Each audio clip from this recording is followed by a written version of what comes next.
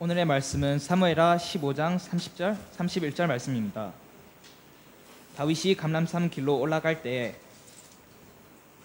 그의 머리를 그가 가리고 맨발로 울며 가고 그와 함께 가는 모든 백성들도 각각 자기의 머리를 가리고 울며 올라가니라. 어떤 사람이 다윗에게 알리되 압살롬과 함께 모반한 자들 가운데 아히도벨이 있나이다 하니 다윗이 이르되 하나님이여 원하옵건대 아히도벨의 모략을 어리석게 하옵소서 하니라. 아멘.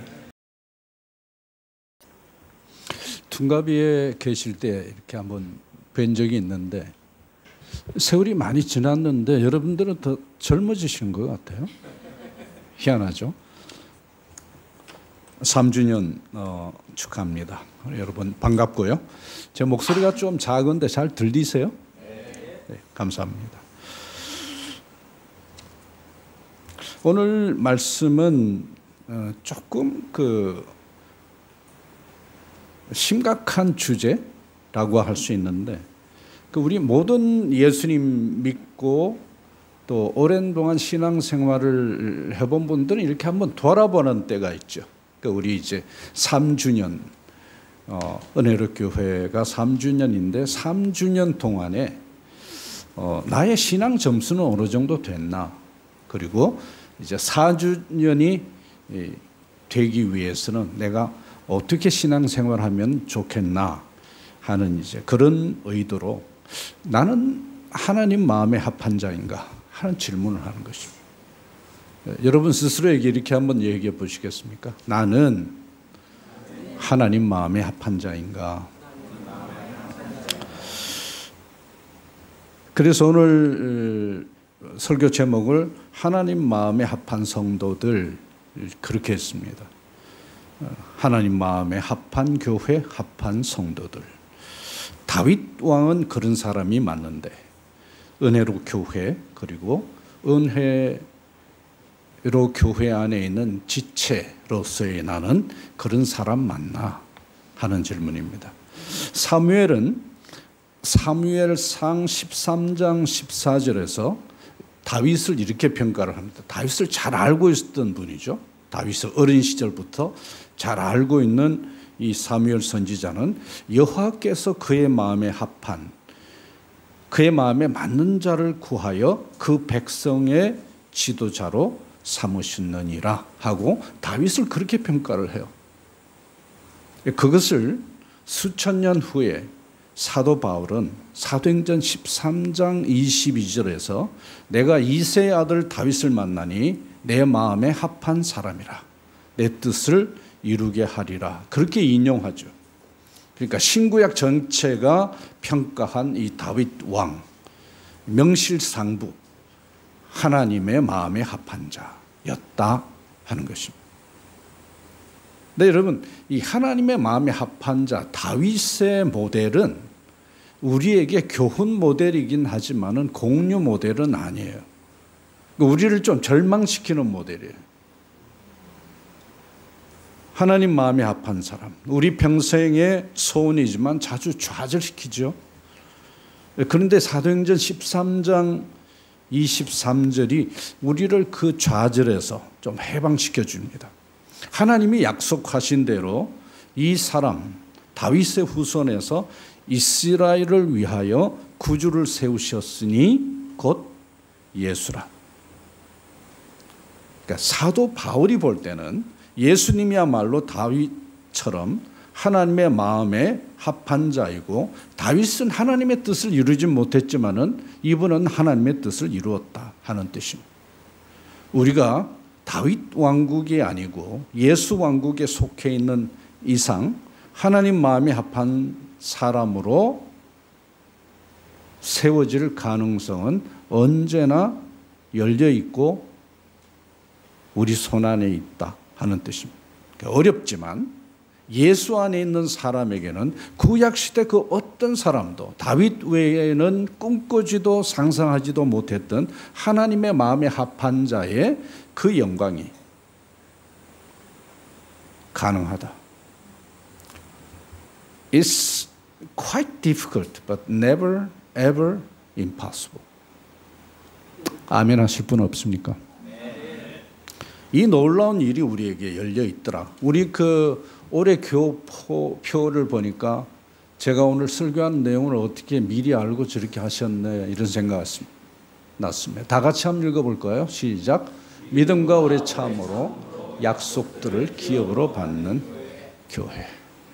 그렇죠? 우리가 그 하나님의 마음에 합한 자가 되면 그다음 모든 것은 다 선물인 거죠. 사실 하나님께서 우리에게 이미 주신 선물들이 우리의 창고에 다 차 있습니다. 우리 믿음으로 열지 못해서 그렇습니다. 꽤 힘들다고 그랬습니다. 옛날에는 불가능했던 것이 힘들지만 예수 안에서는 어떻다? 가능하다 하는 것입니다. 그래서 여러분들 옆에 있는 분들에게 한번 이렇게 축복하시겠습니까? 복등이십니다. 대박입니다. 이렇게 한번. 뭐 이 정도로 축복하고 말 겁니까? 별로 그렇게 못 느끼시네요. 혹시 여러분 오늘 유 목사님이 설교하시는 게 아니고 선교사가 왔기 때문에 좀 기분 나쁜 약간 그런 기색도 좀 보이고 그러네요. 마음에 합한 사람의 그 대부분의 영어 번역은 이래요. A man after his own heart. 하나님의 마음을 따라가는 자. 그렇죠? 사실 우리가 그 신앙생활에서 그 예수님께서 많은 동사를 쓰셨죠. 하나님을 믿어라, 떠나라, 가라 이렇게 말씀을 하셨지만 사실은 예수님께서는 그렇게 무책임하게 명령만 많이 하시지 않으셨어요. 근데 반드시 자기에게 손에 드는 명령을 하세요. 명령을 하시면 그게 뭐냐 하면 나를 따르라예요. 모든 동사를 다 종합해서 한마디로 신앙생활을 요약하는 동사를 찾는다면은 따르라예요. 저같이 멀리 그 식인종 마을에 갈 때도 가라고 그러셨는데 가보니까 예수님이 거기에 가 계시더라고요. 그러니까 뭐예요? 제가 따라간 거죠. 내가 처음 하는 것이 아니고 예수님께서 하신 일, 예수님께서 하실 일을 선행하시면 나는 따라가면 되는 거예요. 목사님, 우리 그 은혜력 교회는 은혜를 많이 안 받으면 할렐루야 이런 얘기를 안 하는 모양입니다. 할렐루야 아닙니까, 여러분? 이런 대박이 어디 있습니까? 하나님 마음에 합한 자, a man after his own heart. 심정적으로는 하나님 마음이 있는 곳에 내 중심이 있는 사람. 사역적으로는 하나님의 속내를 알아서 그 소원을 이루어 드리는 자. 하나님의 신정 통치 관점으로는 하나님과 마음이 맞고 목표가 같은 그런 사람일 겁니다. 대충 이런 뜻인데 그럼에도 여전히 하나님 마음에 합한 자가 되고 싶어하는 나에게 우리에게는 좀 추상적인 표현일 뿐이에요. 뭘 어떻게 해야 그런 사람이 되는지 평가 기준도 없고 세부 기준도 가이드도 없기 때문에 그렇습니다. 저는 이런 고민을 많이 했죠. 성경 번역을 다 해놓고 내가 하나님 마음에 합한 자가 아니면 내 번역은 처음부터 오역이다 그런 생각을 했기 때문에 그렇습니다. 그런데 전도서 7장 14절을 보면 소중한 도움이 말씀이 있어요. 하나님의 인생 경영 관점에서 하나님 마음에 합한 자에 대한 한 가지 그 평가 기준을 제시를 해요. 많은 평가 기준이 있는데 그 중에 한 가지를 제시해요. 7장 14절. 형통한 날에는 기뻐하고 곤고한 날에는 성찰하라. 되돌아보라. 이 두 가지를 하나님이 병행하게 하사 사람이 피조물이 그의 장래일을 능히 헤아리지 못하게 하셨느니라. 그러니까 전도서가 소개하는 하나님 마음에 합한 자는 뭐래요? 뭐죠? 삶과 일에서 곤고와 형통의 테스트를 받으면서 끊임없이 하나님을 경외하고 그분의 목표를 이루는 자. 그렇죠? 이런 맥락에서 보면 구약의 하나님의 합한 자, 마음에 합한 자의 최고 득점자는 누구예요? 다윗이죠. 그렇지만 최고 득점자지만은 만점자는 아니죠. 미완성 교훈이죠. 우리의 완성 모델이 누구예요?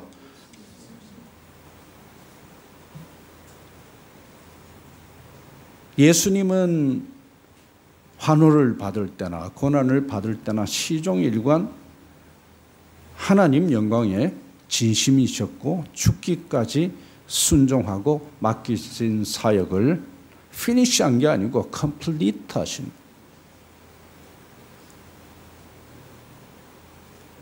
우리의 진짜 모델은 그 예수님인 것을 일단 알고 구약 모델인 다윗을 한번 살펴볼까요?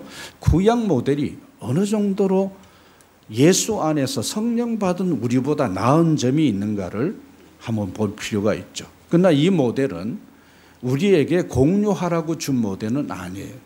그냥 시범 모델이에요. 교훈 모델이에요. 그가 형통했을 때는 골리앗을 제압한 후에 왕으로서 기름 부음을 받을 때, 하나님께 성전 건축을 개진한 후에 백성의 응답을 받을 때였고, 권고할 때는 우리가 다 아는 대로 바세바 사건, 그리고 압살롬의 반역, 그리고 인구조사 사건 때가 제일 밑바닥이었습니다. 그러니까 놀라운 사실은 이 다윗이란 사람은 굉장히 구약시대 사람 중에서 아주 특별하죠. 왜냐하면 형통할 때나 권고할 때나 시종일관 하나님 경외를 보여줘요. 하나님 경외는 하나님을 그냥 두려워한다. 뭐 영어표로는 The fear of the Lord is the beginning of the knowledge. 그렇게 돼 있지만은 사실은 그 서양 사람에게는 이런 이해가 조금 부족한 것 같아요. 성경에서 말하는 경외라고 하는 것은 그냥 막 무서워하는 거, 그게 아니고 너무나 사랑하기 때문에 그 대상이 거룩한 분이기 때문에 피조물로서 자중하는 마음. 그러니까 우리가 그 훌륭한 어른을 모시면 내 마음속에 그런 게 있잖아요. 그분을 좋아하고 존경하지만 내 마음대로 그분을 대할 수가 없는 마음. 그분은 내하고 차원이 다르기 때문에, 그분은 나보다 크기 때문에. 하나님이야 더 하신 거죠. 그분이 창조주이시고 나는 상대적인 존재인 피조물이기 때문에 그 절대적인 존재 앞에 내가 조심하는 마음, 그것을 이스라엘 사람들은 경외하는 마음이라고 그렇게 했습니다. 오늘 본문이 속한 전체 그 성경은 15장에서 18장까지 좀 길어요. 한 사건인데 굉장히 깁니다. 사무엘하 15장부터 18장. 아들 압살롬의 반역에 관한 기사죠. 왕자의 난. 다윗이 지옥보다 더 곤고한 늪에 빠지는 사건입니다. 그렇지만 결국은 하나님의 마음과 합한 자에게 베푸시는 하나님 편에서의 대역전극을 보여줌으로 해서 신실하신 하나님을 우리에게 보여줍니다. 이제 부친에게 영모의 칼을 뽑아든 왕자 압살롬을 한번 살펴볼까요? 압살롬, 구약 성경에서 3대 미남 중에 들어가죠. 근데 성경은 있잖아요. 그 미남들에 대해서 굉장히 그 의구심 어린 눈길을 보내요. 제가 왜 이런 얘기를 할까요? 우리 중에 누가 좀 미남처럼 생긴 분들이 있어서 제가. 그 압살롬은 인물은 인물인데 사울 왕만큼, 사울 왕도 성경에서 보면 미남이었거든요. 안타깝고 참 불행한 사람. 그런 형인 암논과 길라압을 제치고 다윗 얘기입니다. 부왕의 아니요, 압살롬 얘기입니다. 부왕의 총애를 받았고 정치 역량도 뛰어나고 외모도 출중해서 백성들에게도 소위 엄친아의 인기를 누렸던 그런 광자였죠. 그런데 사무엘하 15장 6절은 이 사람에 대해서 성경이 선언하는 사람은 굉장히 정확하죠. 인물평. 압살롬이 이스라엘 사람의 마음을 도적질하니라 그렇게 증언합니다. 영웅이자 절세유인의 도적질이라. 말이 안 되죠. 말하자면 압살롬은 왕자이기 전에 여호와 왕국의 역적 혹은 회방자였다 하는 것입니다.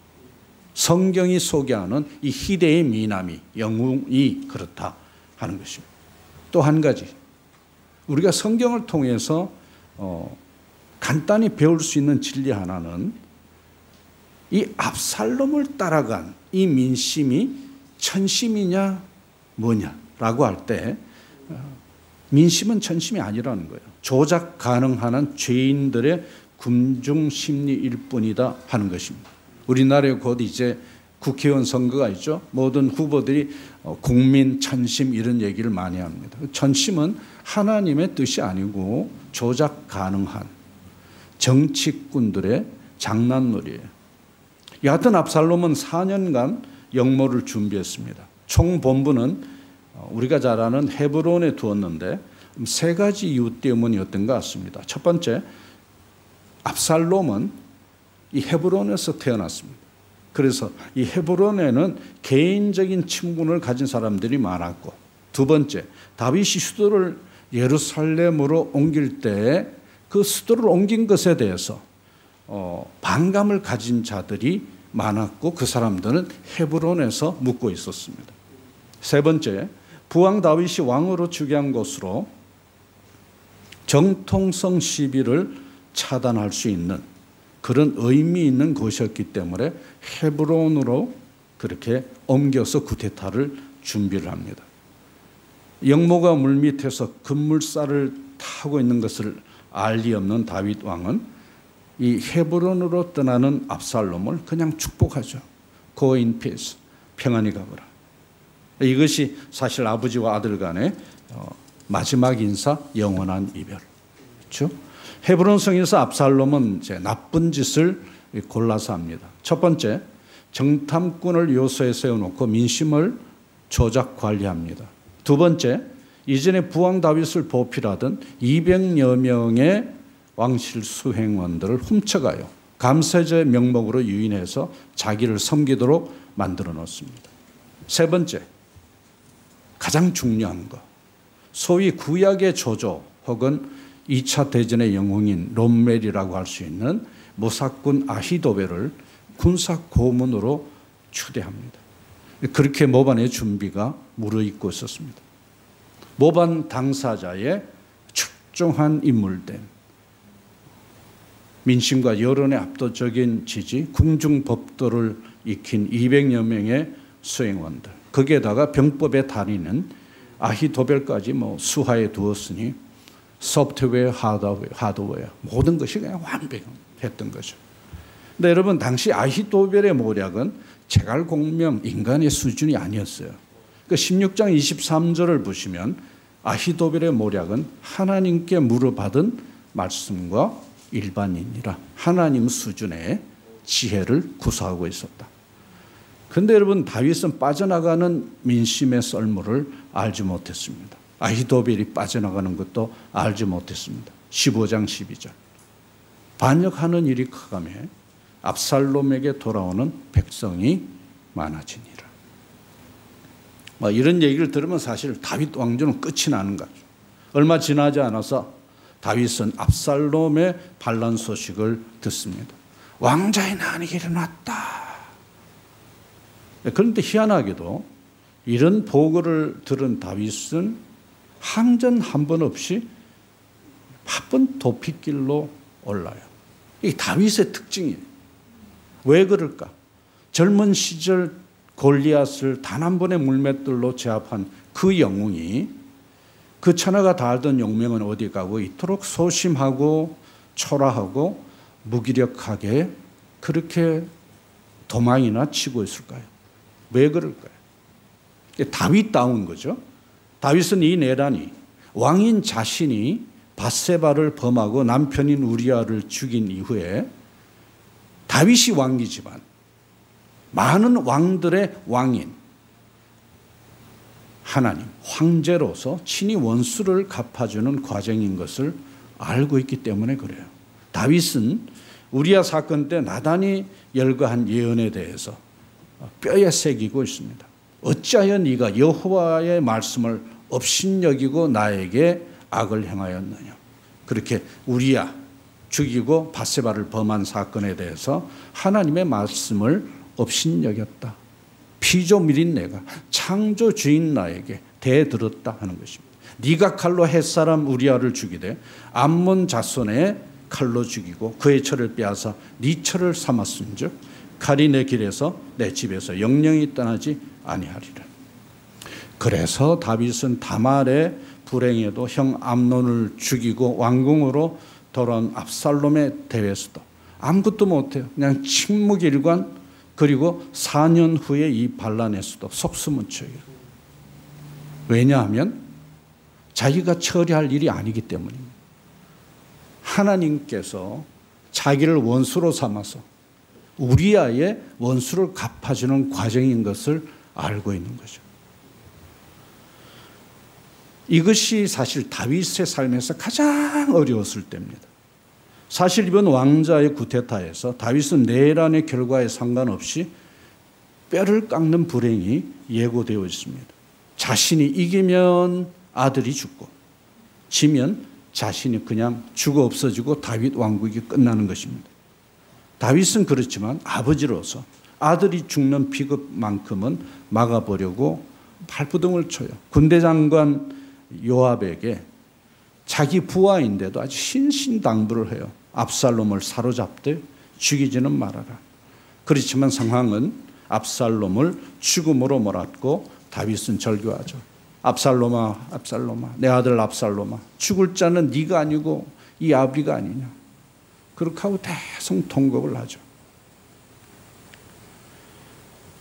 그런데 우리가 이 다윗의 여러 기사를 대할 때 신앙인으로서 참 감탄하는 부분은 자기 자신이 하나님의 타겟이 되는 이 곤고한 날에 하나님의 인도를 받아간다는 거예요.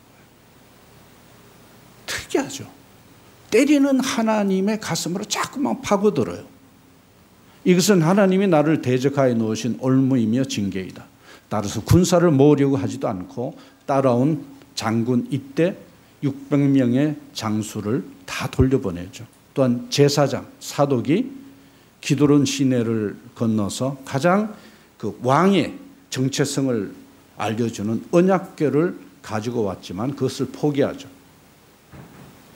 형통할 때의 삶이 하나님께서 주신 것이라면 곤고함도 하나님께서 주시는 것이라는 그런 권세 있는 믿음이죠.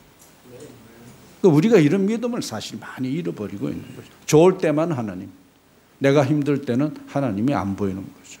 우리 굉장히 그 방정맞죠. 굉장히 그 얄팍한, 발칙한 신앙을 가진 21세기라고 생각을 합니다. 여러분 사실상 그 언약궤 포기는 뭐예요? 왕권의 포기고 생명의 포기죠. 그렇지만 다윗이 언약궤가 왕권의 정통성, 신의 임재, 자기 생명 자체라는 것을 모를 위인이 아니에요. 오벳 에돔 집에서 나올 때 사건 알죠? 큰 사건이었죠. 막춤을 추고 법궤가 올라올 때 그것을 보면서 미갈이라는 아내가 남편을 멸시하죠. 그럼에도 그 중요한 법궤를 지금은 포기를 해요. 어떻게 그럴 수 있을까요? 그 구약시대 때. 아마도 다윗은 하나님의 임재를 상징하는 언약궤보다 자기를 때리시는 하나님을 원하는 것 같습니다. 그게 무서운 신앙인 거죠. 언약궤의 유무가 아니라 자신을 공의의 막대기로 때리시는 살아계신 하나님을 이제부터라도 의뢰하고 회복하겠다고 하는 행동선언인 거죠. 할렐루야. 다윗은 하나님의 상징과 하나님 자신이라는 실제를 아주 명확하게 구분하고 있습니다. 그리고 살아계신 그 하나님께 자기의 기도를 들으실 줄 알고 이렇게 기도를 해요. 그 때리시는 하나님 앞에 맞는 거는 맞는 거고 하나님 나는 기도합니다. 15장 26절 여호와께서 저를 기뻐하지 아니한다 하시면 종이 여기 있사오니 선히 행하시는 대로 내게 행하시옵소서. 그리고 이런 예언을 해요. 15장 25절 만일 내가 여호와 앞에서 은혜를 받으면 도로 나를 인도하사 내게 그 언약궤와 그 계신대를 보이시리라. 무섭죠? 때리시는 그 하나님이 어떤 하나님인지를 정확하게 알고 있어요. 자기에게 몹시 어려운 일들을 행하시지만 더 이상 행하지 못할 그런 성품을 믿고 있는 거죠. 여러분 그런 분 맞습니까? 하나님 어떻게 내게 이렇게까지 할 수 있습니까? 그렇게 기도하고 울고 불고 몸부림치면서도 내 마음속에 어떤 기쁨이 있잖아요. 하나님께서 나를 주시는 것은 나에게 퍼니시 하시기 위한 것이 아니고 디스플린, 그래서 인물로 만들기 위해서, 인재로 세우기 위해서 이러시는 거구나 하고 내 마음속에 웃음 한바탕이 남아있죠. 할렐루야. 그게 예수쟁이인 거죠. 그렇게 언약궤와 그 계신대를 보이시리라. 그리고는 감람산으로 걸어 올라가죠. 그 참회의 모습을 보입니다. 머리를 가리우고 맨발로 올라갔다. 하나님 앞에서 숨길 것도 가릴 것도 없는 그런 참담함을 그대로 드러내는 거죠. 하나님께 진심으로 드리는 그 참회의 표시고 행동이죠. 그런데 감람산으로 그렇게 참여하면서 올라가는데 가슴이 철렁하는 소식이 전달됩니다. 아히도벨이 모반의 핵심으로 가담했다. 그런 소식이 들리는 거예요. 그래서 모든 것이 끝나는 겁니다. 이제 예루살렘으로 돌아가는 일은 마이너스입니다. 제로도 아닙니다. 영원히 있을 일이 아닙니다. 그렇지만 다윗은 즉시 한마디 기도를 해요. 여호와여 아히도벨의 모략을 어리석게 하옵소서. 어리석게라는 말은 헛수고가 되게 하라, 수포가 되게 해달라. 다윗은 언약궤와 아히도벨을 읽고 난 다음에 오히려 그 옛날 사자와 골리앗을 물맷돌로 제압하던 하나님께 쓰임받던 그 목동 시절로 돌아가 있어요. 멋지죠? 다 잃어버렸는데 그 하나님만 가득하던 그 시절로 돌아가요. 그 멋진 신앙인으로 다시 회복되어 있는 거죠. 그리고는 때리시는 하나님 품속으로 더 깊이 파고드는 아주 독특한 신앙 행적을 이어갑니다. 그 후에 아히도벨의 모략을 어리석게 하옵소서 기도가 감람산 위에서 응답되기 시작하죠. 감람산은 해발 한 814m 정도 돼요. 다윗의 오랜 친구이면서 모사꾼인 후세가 그 바람 부는 산 정상까지 찾아왔습니다.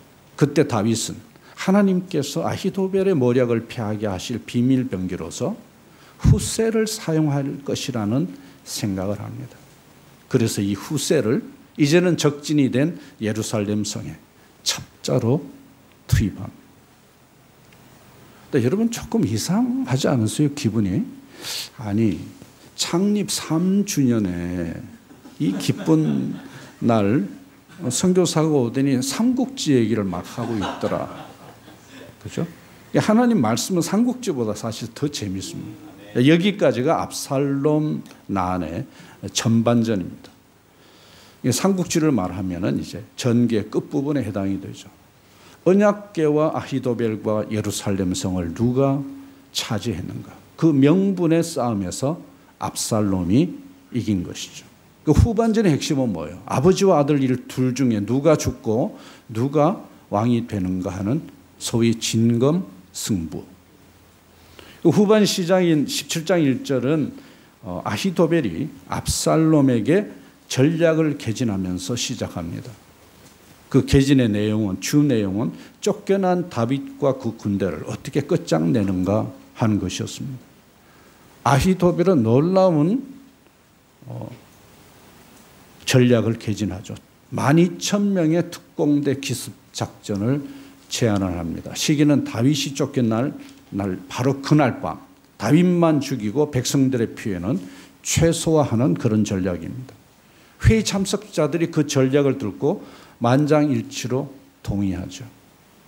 하나님께서도 그것이 좋은 전략, 그 17장 14절이 하나님께서도 좋은 전략이라고 평가하셨어요. 그래서 이대로 가면 다윗은 죽고 압살롬이 왕이 됩니다. 그런데 말이죠. 이 결정적인 순간에 압살롬이 아주 치명적인 실수를 해요. 그런데 그 실수라고 하는 것이 일상에서는, 상식으로는 최고의 장점인 신중함이었어요. carefulness는 언제나 장점이에요. 압살롬은 이때 신중하고 싶었습니다. 자신의 모든 것을 건 이 영모에 아버지를 대적하는 이 대적에 신중에 신중을 기하고 싶었습니다. 그래서 후세의 모략도 듣기로 인포메이션 하나를 더 추가하고 자기가 판단하기로 그렇게 결정을 했습니다. 여러분, 전쟁의 승패는 신중함에 있지 않고 누가 전쟁의 신인 여호와 하나님 편에 서느냐가 관건이죠. 그 기본을 어기는 것입니다. 아렉 사람 후세를 부르라. 우리가 저의 말도 듣자. 후세가 누구입니까? 다윗의 첩자잖아요. 여러분, 하나님 없이 신중하면 그 신중이 미혹이 됩니다. 무섭죠. 우리가 얼마나 신중하기를 학교에서, 가정에서 어릴 때부터 많은 그 영웅들의, 귀인들의 그런 교훈을 받나요? 그런데 하나님 나라에서는 하나님 없이 신중이 지나치면 미혹에 빠지더라. 후세가 파멸의 모략을 개진합니다. 다윗이 지금 곤배한 상태라고? 무슨 소리냐? 오히려 새끼 잃은 곰처럼 이를 갈고 있을 것이다. 다윗은 병법에 통달한 자가 아니냐? 그의 장수들도 백전노장 아니더냐? 더구나 그들은 지금 매복 중이다. 언제 어디에서 우리를 노릴지 모른다. 만일 특공대 12,000명이 실패하면 정군의 사기가 떨어질 것이다. 특공대 전략은 그래서 현실성이 없다. 나의 모략은 이러하다. 전면전으로 가자. 가서 한꺼번에 덮쳐서 쑥대밭으로 만들어 놓자. 그랬더니요, 압살롬과 이스라엘 사람들이 이르되 아렉 사람 후세의 모략은 아히도벨의 모략보다 낫다. 민심이 천심입니까? 다시 만장일치로 후세의 전략을 결정합니다. 하나님께서 아히도벨의 모략을 어리석게 만드는 과정이 요즘 말로 신의 한 수 아닙니까? 그랬더니 결과는 급전직하. 아히도벨의 자살, 압살롬의 처형, 다윗의 예루살렘 재입성, 대역전극이 벌어집니다. 승률 무한대의 싸움이 대패로 끝나고 맙니다. 왜요? 하나님은 다윗을 징계하려고 했지 죽이거나 왕권 교체를 원하시지는 않으셨어요. 압살롬과 아히도벨은 그 의중을 잘못 읽은 것입니다. 그 결과 뭐예요? 다윗을 징계 중이신 하나님 자신을 대적해서 싸움꼴이 된 것입니다. 여러분, 후세의 전면전 모략 속에 숨겨진 두 개의 노림수가 있었죠. 첫 번째, 전면 전쟁이라는 명분을 앞세우고 지연 작전을 벌입니다. 다윗이 강을 건너서 그날 도주할 수 있는 그런 시간을 벌어줄 목적이었습니다. 두 번째, 좀 무섭죠? 압살롬을 전쟁터에 몰아넣어서 죽이는 것입니다. 영웅 심리의 덫에 걸린 압살롬이 전투 전면에 나서죠. 후세의 어리석은 병법의 성공, 그건 인간 아히도벨의 하늘 같은 지혜를 땅에 밟아버리는 하나님의 권세 있는 지혜였습니다. 압살롬에게는 세력은 있었지만 지혜가 없었고, 아히도벨에게는 지혜가 있었지만 결정권이 없었습니다. 아킬레스건이었죠. 여러분, 두 마리 고양이 꼬리를 연결한다고 해서 호랑이가 되진 않죠. 반대로 압살롬의 울창한 머리털은 하나님을 떠나면 자신의 목을 매는 올가미 밖에 되지 못했습니다. 알고 보니 아히도벨 이름도 유별났죠. 아히도벨, 인류 중에서 가장 뛰어난 지략을 갖고 있는 자의 이름 뜻이 뭔 줄 압니까? 아히도벨, 어리석은 자의 조상이라는 뜻이에요. 그 어른들이, 그 집의 조상들이 왜 이런 이름을 붙였는지 모르죠. 너무 똑똑하니까 이런 이름을 붙여서 좀 균형을 맞추도록 그렇게 했는지도 모르겠습니다. 옛날에 우리나라에 너무 귀한 아들이 나면 그 이름을 개똥이라고 그랬어요. 다른 사람들이 또 귀신들이 탐하지 못하도록 아마 그런 의미에서 이름을 붙였는지는 모르지만 그 일생이 그랬습니다. 이 사람들은 하나님의 마음에 합한 자들이 아니었죠. 오히려 하나님의 마음에 불을 지른 자였습니다. 전도서 7장 4절 말씀. 지혜자의 마음은 초상집에 있다. 모든 죽음 앞에는 장례식에는 그 사람이 남긴 값비싼 교훈 한두 가지가 하얀색 조화와 함께 놓여 있죠. 그래서 장례식에 가라. 그러면 지혜를 얻는다. 압살롬과 아히도벨은 사람에게 장래 일을 헤아리지 못하게 하신 하나님을 업수히 여긴 거죠. 그 결과 그들의 탁월함이 오히려 올무가 되고 신중함이 오히려 저승으로 이끄는 길라잡이가 됩니다. 그렇다면 오늘 말씀에서 예수 안에 자녀된 영접하는 자 곧 그 이름을 믿는 자들에게는 하나님의 자녀가 되는 권세를 주신 우리는 받은 찬자로서 우리는 무엇을 배워야 할까요? 첫 번째, 우리가 우리의 길을 계획할지라도 성취되는 것은 언제나 하나님 말씀, 하나님 뜻입니다. 성취되는 쪽은 항상 하나님의 설계되므로 여호와 경외를 사수해야 돼요. 목숨을 걸어놓고 여호와 경외에 집중해야 됩니다. 오늘 사건을 뒤집어 보면 사실은 하나님께서 징계 중인 다윗이 여전히 그 걸음을 인도하시는 하나님 자신을 경외함으로 그에게 죄인인 그에게 광복절을 선포한 날이죠. 맞습니까? 이 똑똑하고 잘난 두 사람은 그걸 모르는 거죠. 하나님과 다윗의 관계를 모르는 거죠. 아마 세상도 그럴 거예요. 하나님과 우리의 관계, 예수님과 우리 은혜로 교회의 관계를 모를 거예요. 비밀이죠. 알려진 비밀이죠.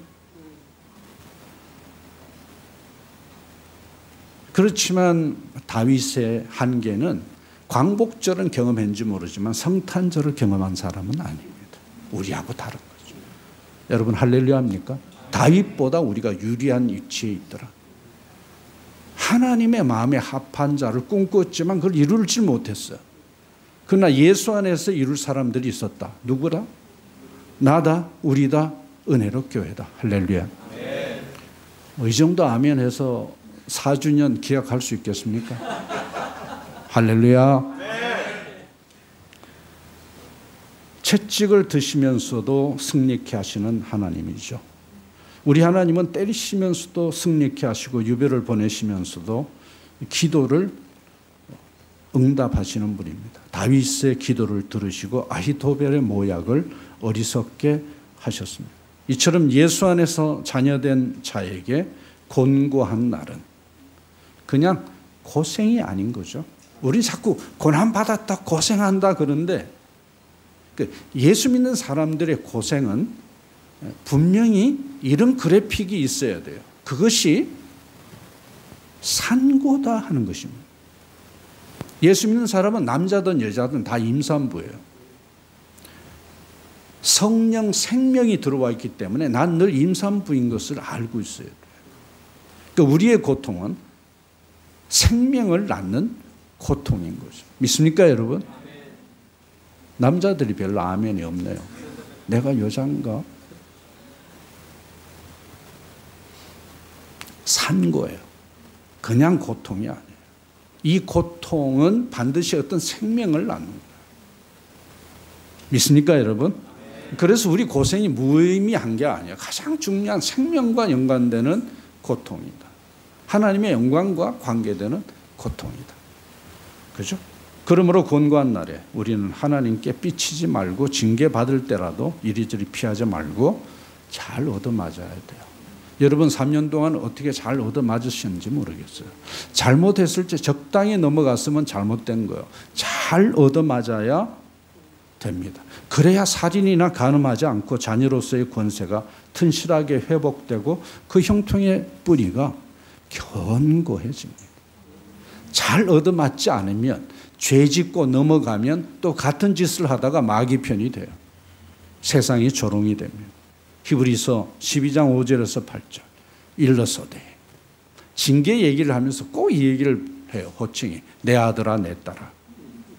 징계는 다 받는 것이오늘 너희에게 없으면 사생자요 참 아들 딸이 아니니라. 그런데 그 헬라어 원문을 보면 참 재밌어요. 아들, 내 자식 할 때 파이디온. 그런데 징계라고 하는 말은 파이데이야.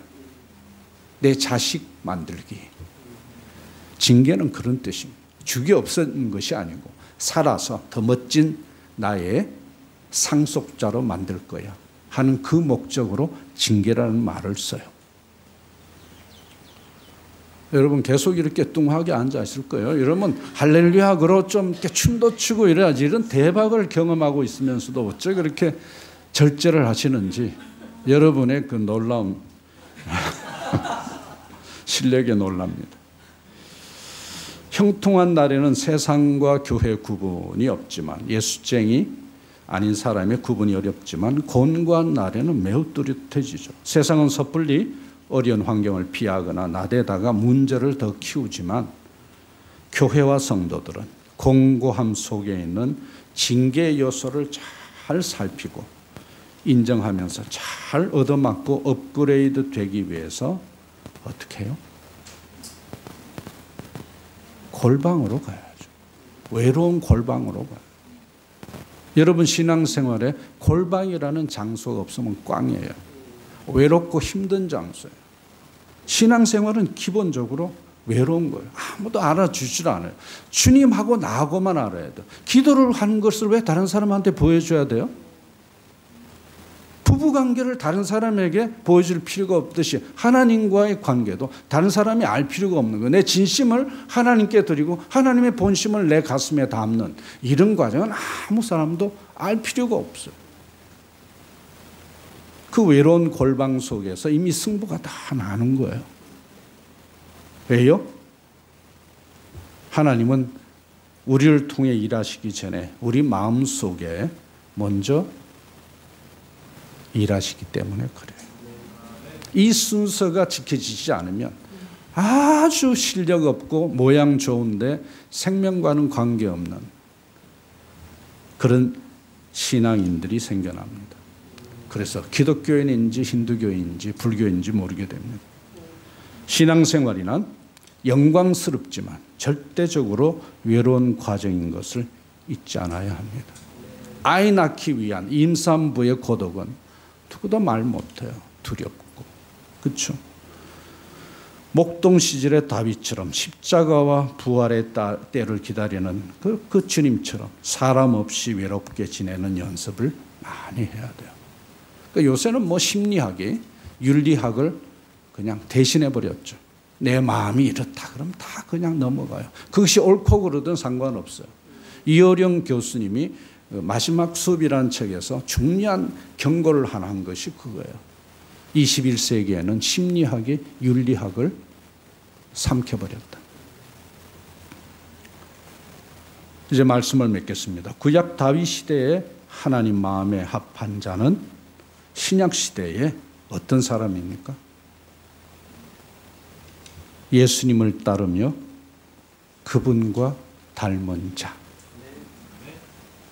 하나님의 마음에 합한 자가 아니죠.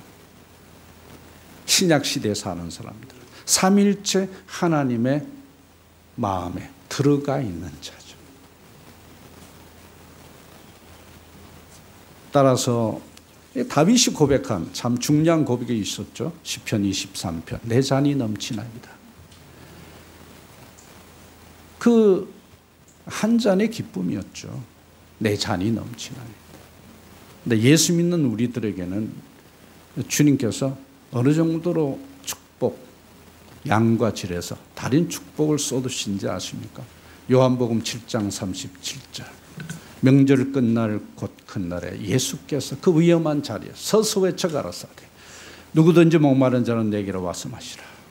나를 믿는 자는 그 배에서 생수의 강이 흘러나리라 하시니 그렇게 업그레이드 되고 업데이트 되는 거죠. 신약과 구약의 차이는 뭐예요? 물 한 잔의 축복과 강 같은 은혜의 차이예요. 하늘과 땅의 차이죠. 아니, 하나님과 사람의 차이죠. 할렐루야. 이 축복을 우리에게 쏟으시기로 하신 거예요. 예수 믿는 모든 사람들에게 할렐루야. 어떻게 내 같은 사람이 이런 복을 받게 됐나? 생각하면 생각할수록 꿈꾸는 것 같잖아요. 꼬집어 보기도 하고. 그렇지만 이게 현실인 거예요. 언제부터인가? 내 때문이 아니고 어떤 분 때문에 내가 이렇게 달라져 있는 거죠. 상황이 달라져 있으니까 내 자신도 그 상황에 맞추어서 달라지는 거죠. 여러분 3주년이 될 때까지 형통과 권고의 테스트에서 몇 점 받으셨습니까? 옆에 분들하고 좀 곤란한 얘기를 좀 해도 되겠습니까? 얼굴이 다들 노래지시네요. 괜찮습니다. 회개하고 감사하면서 간구하시고 다시 털고 다시 시작하면 돼요. 왜냐하면 예수 믿는 사람들은 오똑이거든요. 우리가 그냥 사람이 아니고 하나님의 사람이기 때문에 내 속에 있는 하나님이 나를 자꾸만 오똑이처럼 세워주시니까 나는 불사신인 거예요. 믿습니까 여러분? 불사신은 너무한데 그 히랍 신화 같아서 불사조 신이라고 하기보다는 그 동물로 그냥 약간 낮추십시다. 불사조. 우리를 매 순간 오뚜기처럼 그렇게 제기시키실 삼위 하나님이 지금까지 3년 동안 우리를 이끌어 오셨고 또 2024년 한 해를 또 책임져 주실 거예요. 믿습니까? 우리가 잘못했더라도 하나님 앞에 우리가 회개하고 기도하기 시작하면 우리를 야단치던 그 손을 내리고 그 품으로 우리를 또 안아주실 것입니다. 어떻게 보면 우리 하나님 참 바보 같으신 분이에요. 그런데 사랑하기를 참을 수가 없어 하시는 분이시죠. 그것을 우리의 선배들은 하나님은 사랑이시니라, 하나님은 성실이시니라 그러지 않았습니다. 성실 복음은 이단입니다. 그는 유교죠. 유대교죠. 사랑이 복음이죠. 그것이 예수쟁이들의 특권이죠. 믿습니까 여러분? 그래서 내년 창립 4주년 때는 형통함과 공고의 양쪽 테스트에 보다 높은 점수를 받아서 서로 만나기를 예수님 이름으로 축복합니다. 감사합니다. 목사님 진행하십시오. 감사합니다. 아버지 하나님 감사합니다. 우리는 하나님께 드린 것도 없고 또 한 것이라고는 방해 그리고 주님 마음을 아프게 한 것 외에 별로 생각나는 것이 없는데 주께서 끊임없이 우리를 생각하시고 불철주야 우리를 챙기시며 베푸시며 또 이렇게 우리의 부족한 가운데서도 3주년을 축복하여 주시고 이렇게 많은 분들 모이게 하시고 예배하게 하시고 또 하나님을 닮게 하신 것을 인하여서 송구하고 감사드립니다. 우리에게 주신 많은 선물들 중에 우리 영혼이 주님을 기쁘게 기뻐하며 또 우리에게 주신 물질들 구분해서 주님 앞에 신앙 고백으로 올려드립니다. 주님께서 받으시고 주님 뜻대로 복음이 선포되며 연장되는 곳에 확장되는 곳에 사용하여 주시고 또 많은 헌금 내지 못해서 안타까워하는 심령을 위로하여 주시고 그들의 일터와 가족을 축복하여 주시고 무엇보다 그들의 마음에 찬양과 감사가 더 넘칠 수 있도록 역사하여 주셔서 헌금보다 헌신을 중요하게 여기시는 주님을 기쁘시게 하게 하여 주시옵소서. 이제는 우리를 하나님 마음에 합한 자로 세우시기 위해서 목숨을 버리신 예수 그리스도의 은혜와 그 일이 그냥 일어나지 않고 반드시 누군가가 죽어야 되는 그 일에 우리 대신 아들을 세우신 예수 하나님 아버지의 사랑과 성령님의 감화 교통하심이 이제는 하나님의 마음을 닮은 자가 아니고 그것보다 더 중요한 예수님을 닮고 예수님을 따라가서 다윗도 상상하지 못한 하나님을 진짜 닮고 마음을 흡족해 만드는 사람들이 되는 이 축복에 있는 하나님의 사람들 머리 위에 또 3주전을 지나서 4주년으로 향하는 은혜로 교회 위에, 그리고 이 놀라운 복음을 기다리는 5대양 6대주의 사람들 머리 위에 지금으로부터 영원까지 함께 계시기를 축원하옵나이다. 아멘.